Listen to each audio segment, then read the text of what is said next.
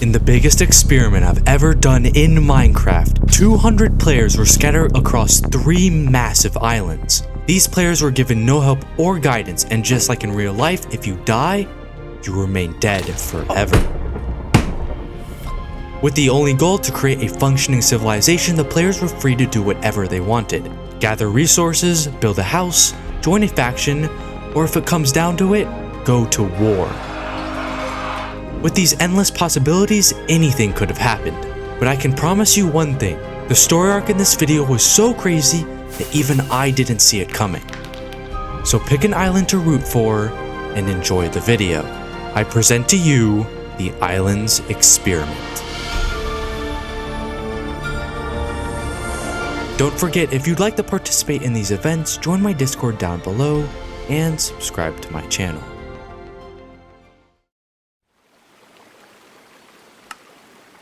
On the start of day 1, all the players were teleported to their own island, each containing a unique biome. We had jungle, plains, and desert.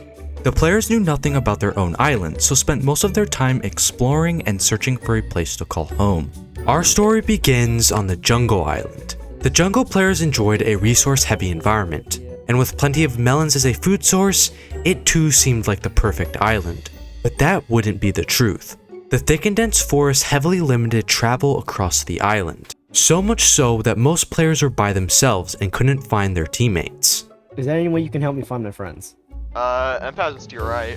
Because of this, the jungle island fell behind in terms of civilization growth. But later in the day, the jungle island started to see a democracy form under the leadership of a player named Aura's Dumb. Yeah, I don't know what that name is, bro. Aura's mission was to create a peaceful nation where players could thrive and do what they enjoyed. Their economy began to boom, and soon the little civilization became a valuable hotspot for players to settle down. But the same couldn't be said for the desert island. The desert was a barren wasteland. Players living in this region had very few resources like food and trees. This led to the places with those resources being very densely populated and rationing strictly enforced. But almost all the players had to stop and find some way to get food when a famine struck later in the day. Because of their harsh climate, civilizations struggled to spring up. But perhaps now you will understand the feeling of the players when a full diamond guy walked into camp and didn't share any resources he had. Not only that, but the same player who went by the name Scrath decided to kill the desert's only cow, claiming it was his right as he was the strongest member of the team. We don't have a cow anymore. Those people murdered a cow.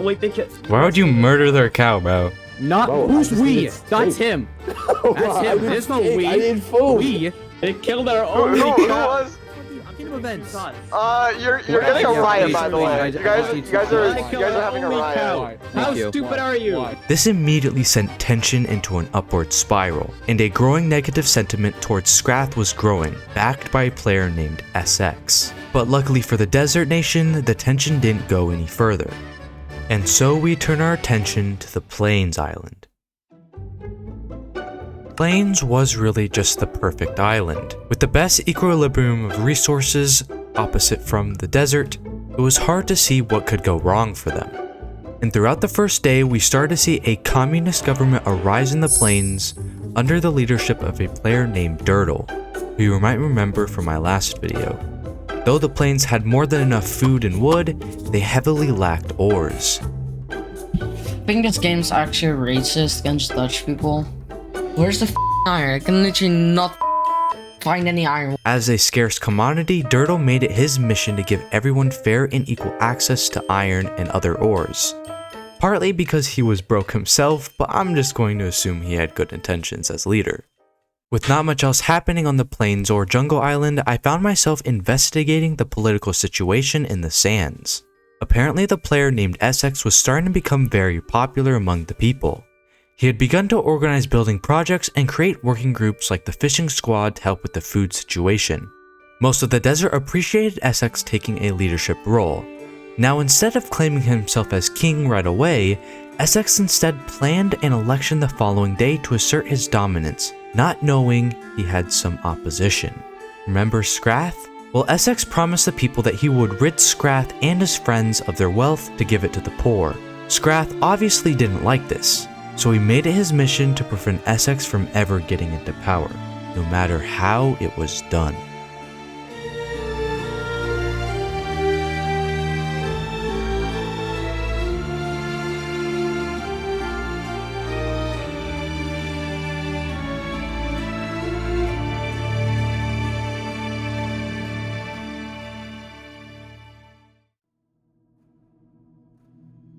It was the beginning of day 2 and something big was about to happen in the desert. But first, we need to talk about the jungle. As the most prosperous nation, I assumed the people of the jungle would be content and enjoying their lifestyles. But I would be lying if I said that that was the truth. Most of the people were actually becoming discontent and annoyed. They regretted electing their leader, Aura, on day 1. Though he had given the jungle many freedoms, his unique personality and the way he gave orders was becoming very unpopular. No, don't take my everyone iron. be quiet. They're being annoying. I only wanted green. Alrighty, guys, I gave you guys an empath iron, here. man. Can you slash kill everyone? No. God, Except no. No. Except the green cool cat and empath. Oh! On top of this, another player by the name of Only Green was slowly gaining popularity. Aura, sensing the split political factions that were beginning to form, decided to make a move that he hoped would calm the people down. Jungle officially had a new vice president. Green is vice. Green is vice. But for some reason, a group of players started spreading rumors of an assassination plot, targeting Aura and backed by Green. Like they're not with Marshmallow. them. So they have no. By the way, we got a new leader. Who? I think it's. No, he's like the co-leader. It's only one green. He's our new leader since we're assassinating the leader we got now. What? Wait, when did this happen? When did He's Upon hearing the rumors of himself, Green was utterly confused, because in truth, he had no such intentions. It seemed someone was trying to cause chaos. Green then ordered an investigation into which citizens were spreading the lies. But before he could even begin, the unthinkable happened.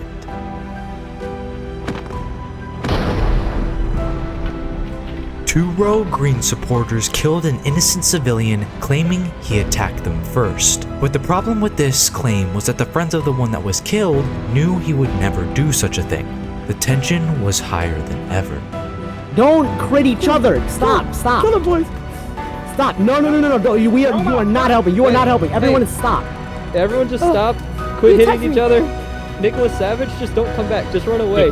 Otherwise you might die. Just run away from here. With the help of third-party mediators, both groups went their separate ways. Green and Aura were both shocked but glad they had stopped the chaos, at least for now. And now we move to the plains. They too were beginning to have some political upheaval. After Dirtle's rise to power on day 1, two players didn't agree with the communist system he put in place. So at the start of day 2, they began to organize an alternate faction. From the start, their intentions were unclear, just like the two in the jungle. But I guess they will be made soon enough, as the two players had invited Dirtle to a royal dinner. As Dirtle made his way over though, trouble was also stirring in the sands. Thank you. As now acting president, I order everyone to begin work on a fortified castle. It will protect us in times of war and my throne shall reside there. I select Toon as my second in command. All the players then obeyed their leader's command, except two. If you remember what Scrath said on day 1, you would know that something big was about to happen.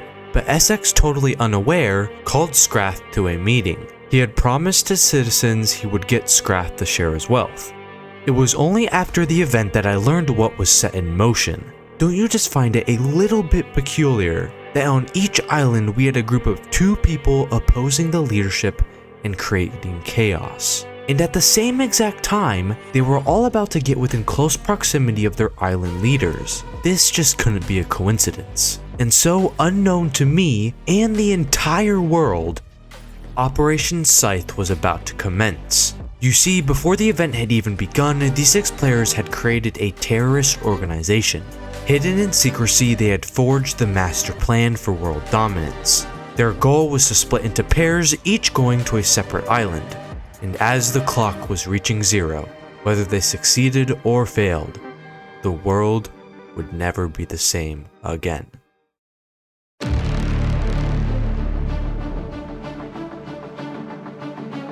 4 COD. And I'm burnt to death. I'm unhappy. Wait, it's actually killing me. Bro.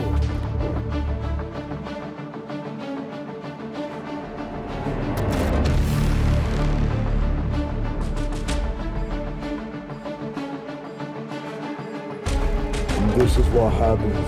This is a punishment.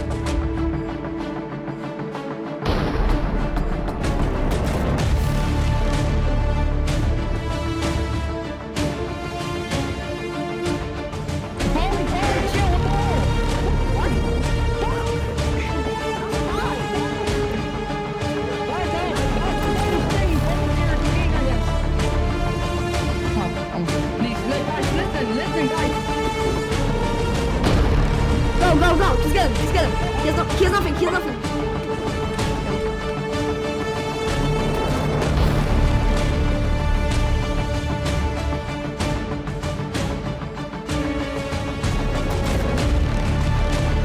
You guys are attacking them.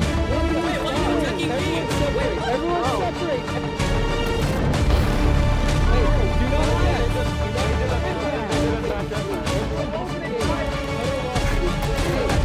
Everyone stop attacking everyone. Everyone stop swinging. Everyone stop swinging. Everyone stop.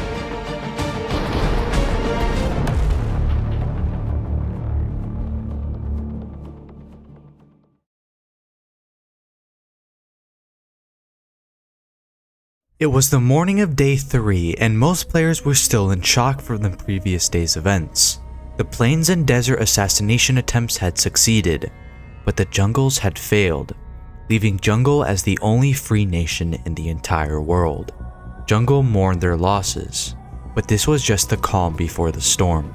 Knowing the jungle assassination had failed, the new leader of the Sands organized any military strength he had left and set out across the ocean for a planned assault of Jungle.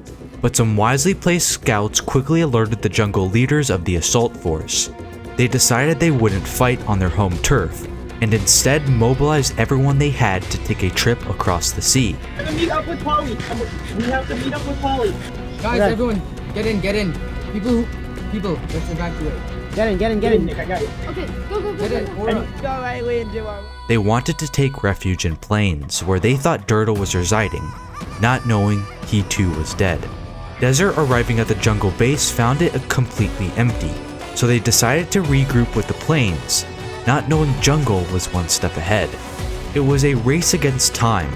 Jungle finding out plains had a new regime didn't change their plans. They still hoped to make peace. It was all up to Polly, the new leader of plains. He was having second thoughts. He could still right some wrongs. Peace was still an option. Jungle was coming with pure intentions. Polly could betray Desert, and there could be peace. The fate of the world rested in one person's hands.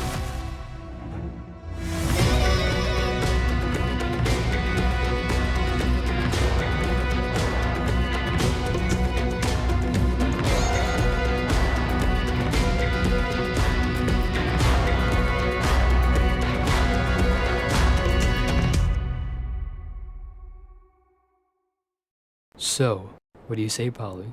Can we have peace? We shall not have peace.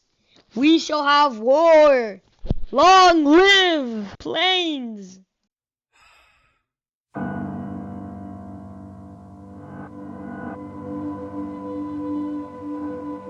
Floundering around all these confounding factors, imagining that everyone involves another bad actor.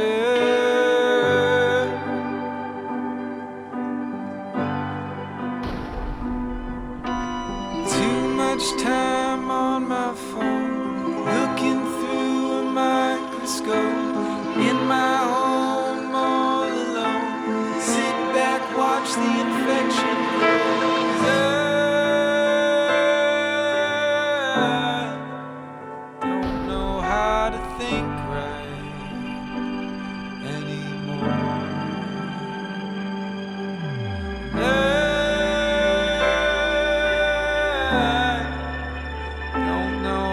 to think right anymore.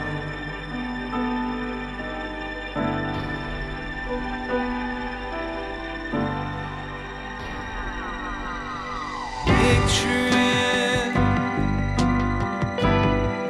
a forest decomposing,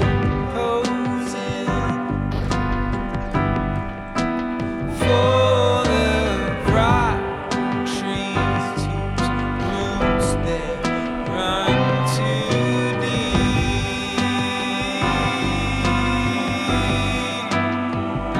And then there's me, poison in the fertilizer, seeking out anything to absolve my doubt. Just too much time on my phone, looking through a microscope. In my home all alone, sit back, watch the infection grow. 'Cause I don't know how to think